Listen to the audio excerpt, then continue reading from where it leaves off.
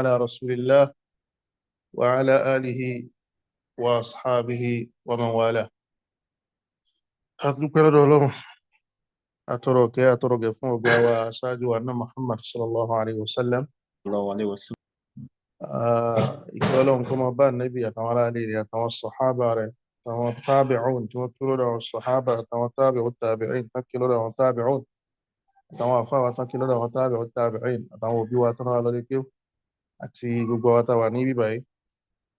We are going to start another phase of our Monday class in which I've chosen a very beneficial book on fiqh, a globally acceptable publication of Al-Qadi Abil Walid, Muhammad bin Ahmad bin Muhammad bin Ahmad bin Rushd Al-Qurtubi,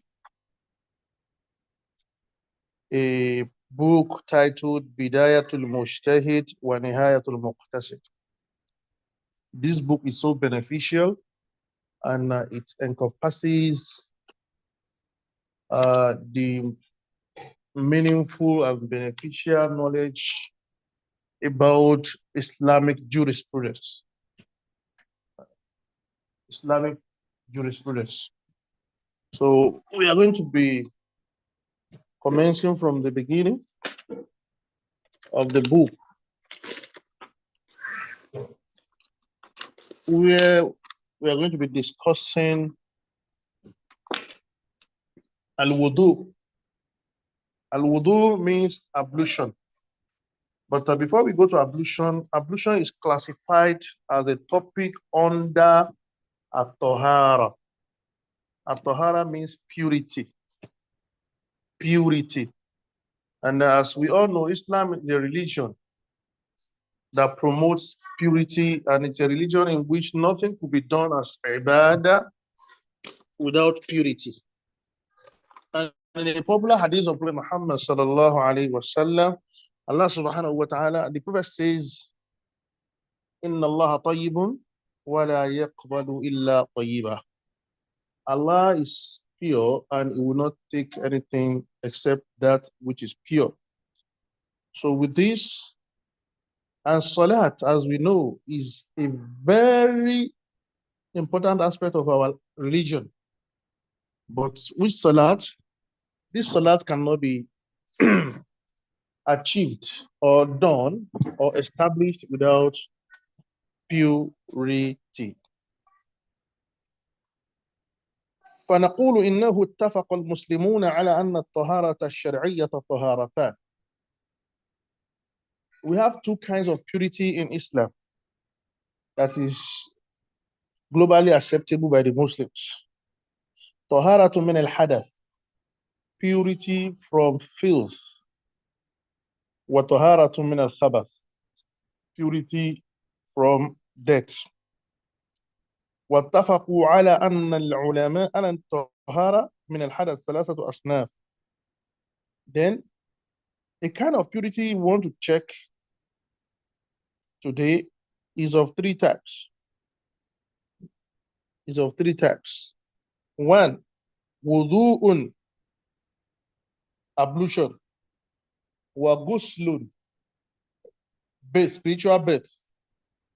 Wa badal minhuma wa huwa tayammum, and dry ablution. Wa dhalika لتضمن ذلك آية الوضوء الواردة من ذلك. And the evidence for that in Quran is what? Is the mentioning of dry ablution by Allah in the glorious Quran. فلنبدأ من ذلك بالقول في الوضوء. Let's now take wudu as our first point of discussion. إنه القول المحيط بأصول هذه العبادة ينحصر في 5 أبواب. Discussions on ablution is centered on 5 important topics. 1, في الدليل على وجوبها, its evidence on its obligation. its obligation.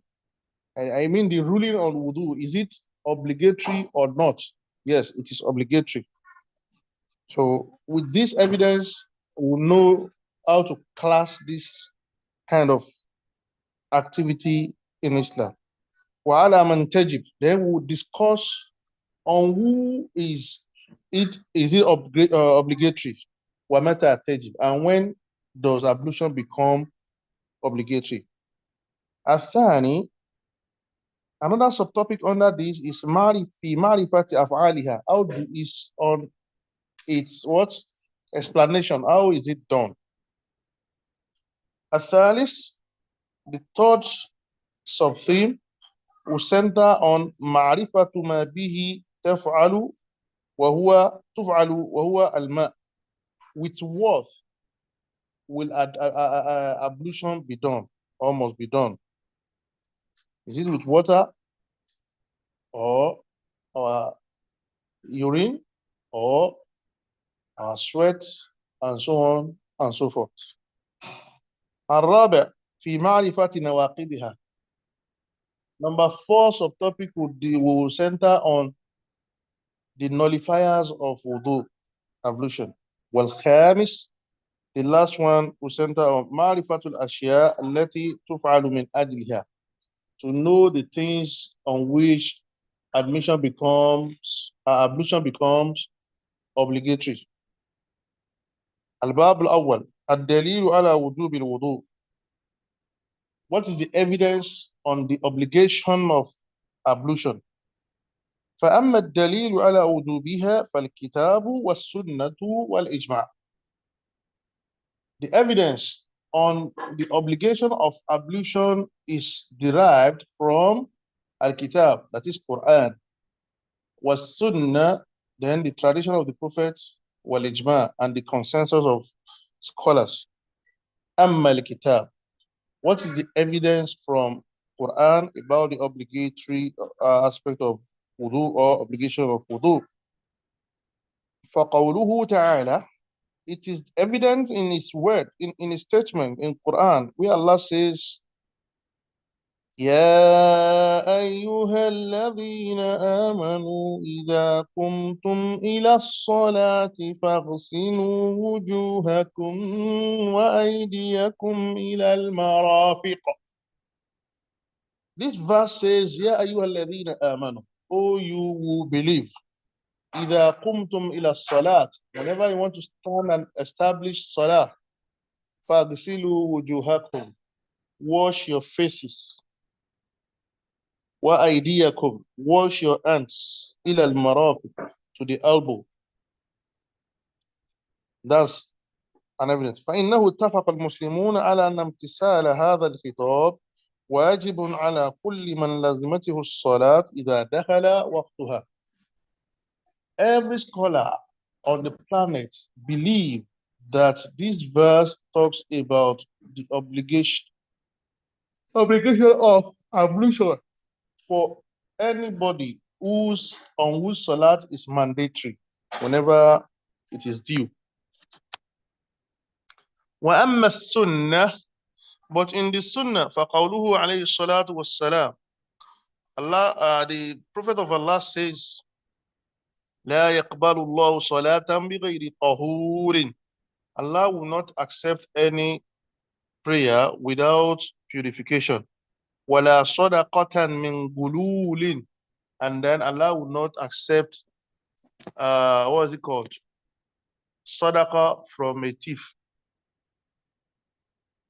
وقوله عليه الصلاة والسلام, and the saying of our Prophet, may Allah be pleased with him, in another hadith, he says,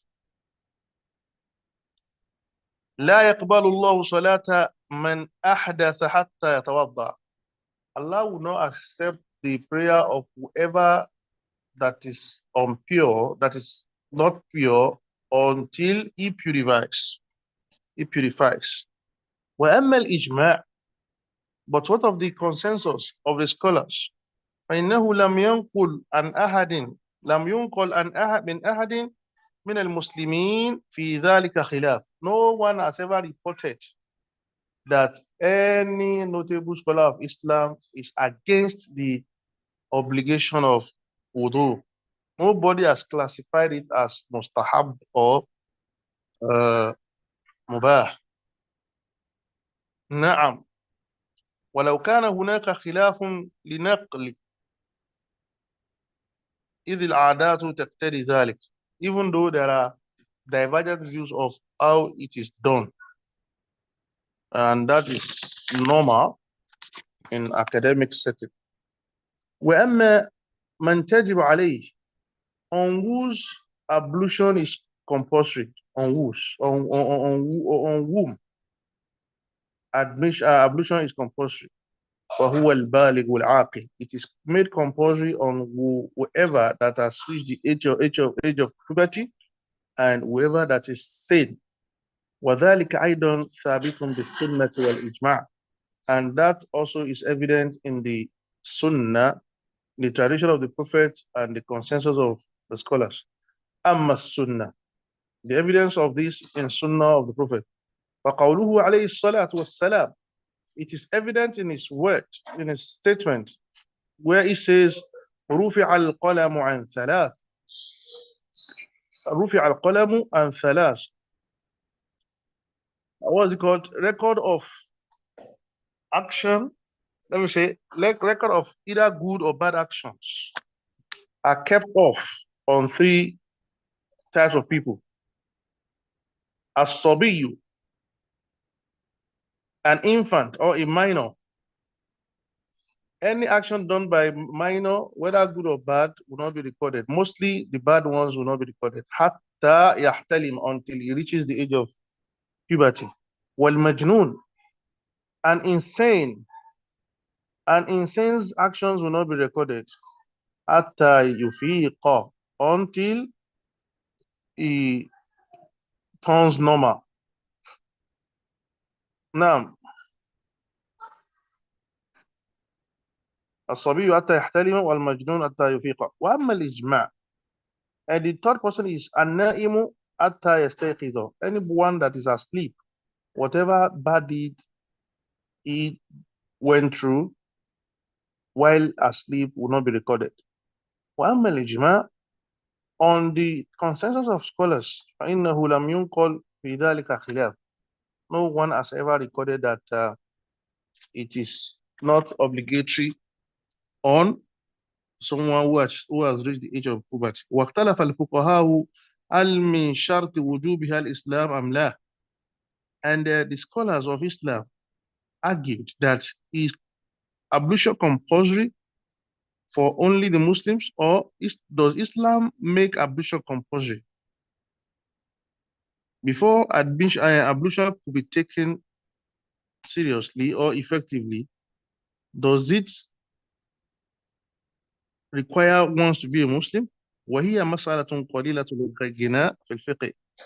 This kind of argument is baseless in the Islamic fiqh. لأنها راجعة إلى الحكم الأخروي, because it's referring us to a position we are not capable of, and that is a position of the hereafter. وأما متى تجب. Then let us now discuss when is ablution becomes obligatory. فإذا دخل وقت الصلاة, anytime that salat is due to be established, ablution becomes compulsory. أو أراد الإنسان الفعل الذي الوضوء شرط فيه, or whenever a Muslim wills to carry out an action on which ablution is compulsory, like salat or nafila. You know, no salat without ablution, no nafila without ablution. So, and anytime you want to carry out such an action, ablution becomes compulsory. وإن لم يكن ذلك متعلقا بوقت, even though if that is not attached to any time or fixed to any time. Like tawaf. Tawaf is not fixed to any time, and you must not carry out tawaf without being in the state of ablution. وأما وجوبه.